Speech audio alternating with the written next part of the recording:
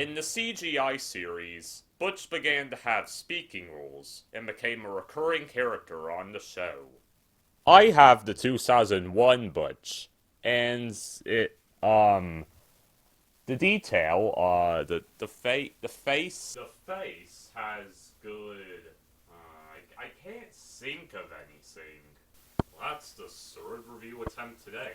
The thing is, I just can't think of a good review. I have nothing worthy to say about these items.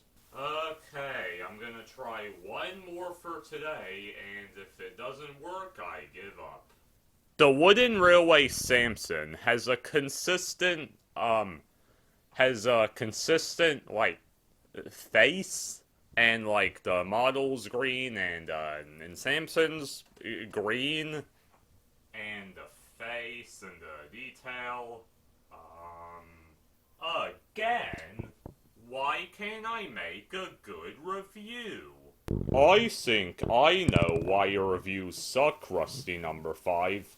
I'm not the one reviewing the items. You can't be serious. 12 Days of Hatmas was an elite series, you know. I wanna give up, but at the same time, I wanna make a TWR review. Like, I have the motivation, but I can't find the right item to review. What should I do? Can't make a good review, huh? Understandable, but I can assist. Have you tried reviewing something a bit more unique? I did one time, but then came the YouTube algorithm. Because of him, I now have a review that's bound to send pitchforks my way. Quite frankly, I'm surprised it hasn't. Well, that's what happens when you have an unpopular opinion. But anyways, I think the Cranes have plenty to talk about, especially Colin. Oh yeah, Colin. He's an interesting character. I mean, he only appeared in one episode, but there's plenty to talk about him. Not only that, but the video might get more views than usual as well. It could summon the die-hard Colin fans. I mean, there's no way that die-hard Colin fans exist. But if they do, they'll love your video. Die-hard Colin fans is crazy. But hey, the more views, the better. Roll the intro.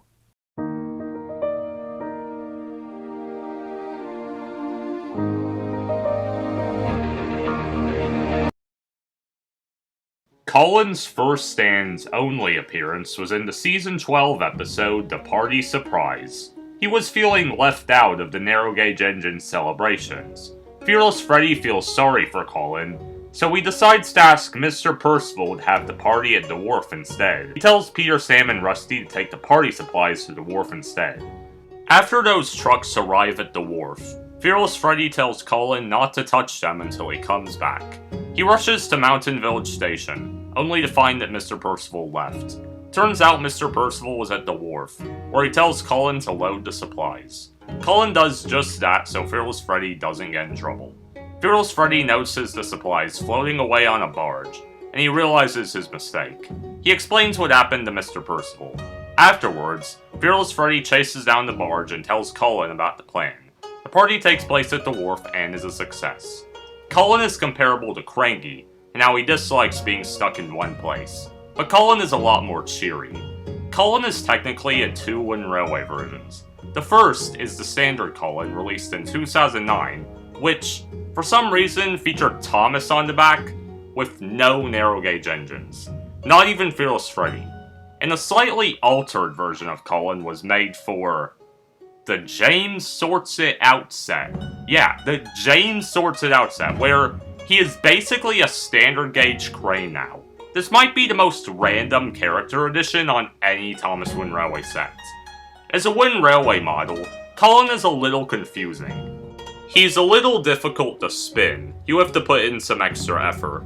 Unlike Cranky, who is very light and easier to move. But other than that, Colin is a good character to have in your Thomas Wooden Railway collection if you're a big fan of the narrow gauge engines. Gives your narrow gauge layout some spice too if you don't have something like the Boulder Mountain set like me. It's a real shame that they got rid of Colin in the TV series. I think he would have made a cool character in the setting of the narrow gauge railway. But then again, we did get Owen and Merrick later on, but they definitely serve different purposes compared to Colin. I give Colin an 8 out of 10. I hope you enjoyed this Thomas Wynn Railway review, and I will see you next time. Rust out.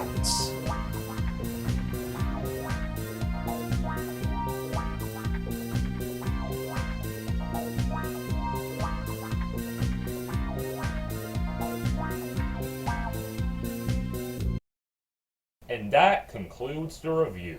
I'm glad that TooManyTrains gave me that suggestion. It definitely made a good review.